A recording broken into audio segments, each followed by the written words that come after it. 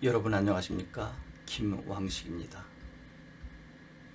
우리가 일상생활에서 문학을 한다는 것 쉬운 일은 아닐 것입니다. 그 중에서도 응축된 시 생각보다 쉽지 않다고 합니다. 그런데 저는 여러분들과 함께 김왕식과 함께하는 시 마당을 열어보려고 합니다. 우리가 생각한 것 한 뼘 비틀어 바라보고 나름대로 접근하면 그야말로 나만의 시가 되지 않을까요? 잘 못 쓰면 어떻습니까? 어설프면 어떻습니까? 그래서 오늘부터 차근차근 여러분들과 함께 소재를 놓고 나름대로 생각해보고 나중에는 여기서 생각한 것을 한 편 한 편 시로 만들어 볼까 합니다. 이렇게 해서 100편 정도 하면 한 권의 시집이 나오지 않을까요? 오늘이 그 첫 번째 김왕식 함께하는 시 마당입니다. 한번 들어가 볼까요? 이제 어렸을 때 마당, 흙으로 잘 다져진 마당, 늦가을에는 거기에서 타작합니다. 그리고 고추도 놀고 벼도 놀고 아이들의 놀이마당이기도 합니다. 이제 그 마당에서 여러분과 함께 시로 노는 것입니다. 그래서 시마당이라고 이름 지었습니다. 첫 번째 시간으로 감나무를 떠올려 보려고 합니다. 지금 늦가을입니다. 감이 주렁주렁 열려가고 있습니다.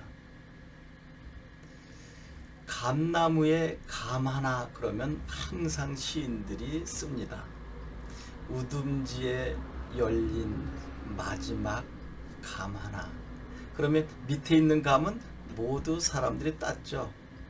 먹고 또 남으면 다른 사람에게 나눠주고, 전문적으로 하는 사람은 그것을 시장에 내다 팔고, 그러면 맨 꼭대기 나뭇가지를 순우리말로 우둔지라고 하는데, 거기에 남겨둔 것인지 아니면 너무 높아서 따지 못하고 남겨진 것인지는 잘 모릅니다.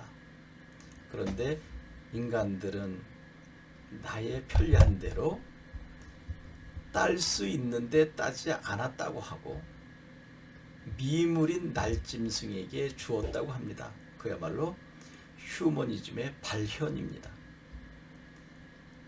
날짐승들, 까치, 참새 등등은 거기에 와서 쪼아 먹습니다.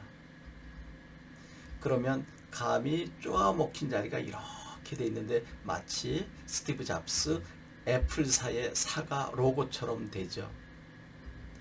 이제 그것을 보고 어느 시인은 감나무 우둔지에 남겨진 감 하나 까치밥이 되었네 이렇게 썼죠. 또 다른 표현으로는 까치밥으로 남긴 감 하나, 그러면서 주인의 넉넉한 마음을 거기에 담기도 합니다. 그것을 또 우리가 쓴다면 거기에서 모방 정도에 불과한 거죠. 별 재미를 느끼지 못하죠. 이제 한 뼘을 뒤집는 겁니다. 김왕식과 함께. 어떻게 뒤집어 볼까요? 까치가 먹다 넘은 그 감 사이에 바람이 불어갑니다. 여러분, 바람이 그 속에 살짝 발을 담갔습니다. 아하, 까치가 먹다 남은 마지막 감 하나는 바람에 신발되었네. 이 표현 없습니다. 이것은 제가 고등학교 국어 선생 재직 당시에 한번 학생들 앞에서 해본 것입니다. 몇몇 학생들은 관심을 갖지만 또 몇몇 학생들은 별거 아니다라고 미소 짓고 끝난 경우도 있었습니다. 그 당시 지금 하동은 녀석이 저와 함께 공부를 했는데, 하동훈 그 친구는 공부에는 관심 갖지 못했지만 상당히 창의적이었고 또 대상을 관찰하는 힘은 돋보였습니다. 그래서 문학을 했으면 좋았을 텐데 라는 생각을 담임인 또 국어 선생인 제가 혼자 생각을 해보았지만, 본인은 음악 쪽으로 갔습니다. 지금은 예능 쪽에서 능력을 잘 발휘하고 있습니다.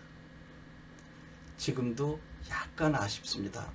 하하가 문학 쪽으로 와서 그 당시에 보여준 창의적인 생각들을 한 뼘 비틀어서 접근했다면 좋은 시인이 되어 있었을 텐데 라는 생각을 갖습니다. 제가 오산학교에 나와서 뭐 방송업체에서 강의를 하는 과정 속에 하하가 저를 찾았습니다. 그래서 2006년인가 7년쯤에 SBS 로비에서 함께 촬영을 했는데, 그때 하하가 이런 얘기를 합니다. 물론 원고 시나리오 대본이 없었습니다.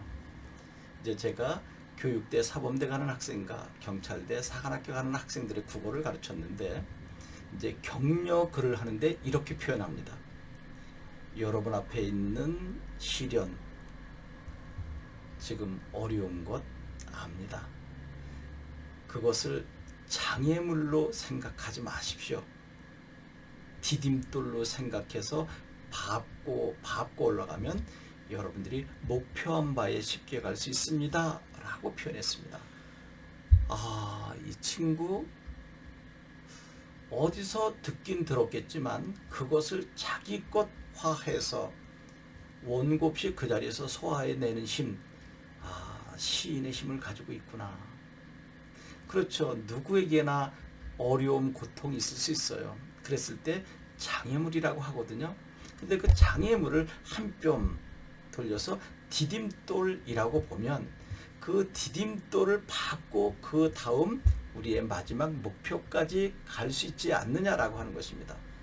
여러분, 한 편의 시가 됐잖아요. 그래서 하하에게 그것을 너가 몇 줄 더 보태서 시를 썼으면 좋겠다라고 농담까지 한 적이 있었습니다. 기억하는지 모르겠지만요.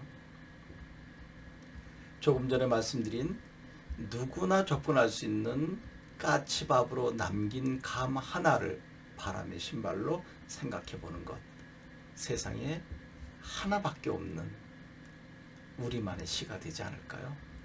그래서 이 첫 번째 시간은 가능한 한 대상을 섬세하게 관찰해서 그 관찰한 바를 여러분들의 언어로 써내려가는 것. 그런데 여러분, 율격, 형식 필요 없습니다. 그냥 여러분들이 생각한 것을 쭉 써내려가는 것. 이것을 이름하여 산문시라고 합니다. 지금은 시의 트렌드가 많이 바뀌어가고 있습니다. 우리가 이 시마당에서 이야기하는 가장 큰 핵심은 한 뼘 비틀어 보기입니다. 하하의 이야기, 또 까치밥으로 남긴 감 하나를 바람의 신발로 접근한 것, 두 가지 소재를 생각했습니다. 하하의 소재는 장애물이 디딤돌 되는 것. 근데 어디서 많이 들어본 것 같죠? 그래도 한번 써보는 겁니다. 여러분만의 시가 되기 전까지는 남의 글 많이 읽고 보고 또 흉내 내보고 하는 거죠. 흔한 말 있잖아요. 모방은 창조의 어머니라고요. 그래서 창조를 하려면 끊임없이 모방을 해보고 난 다음에 여러분만의 글이 된다는 것.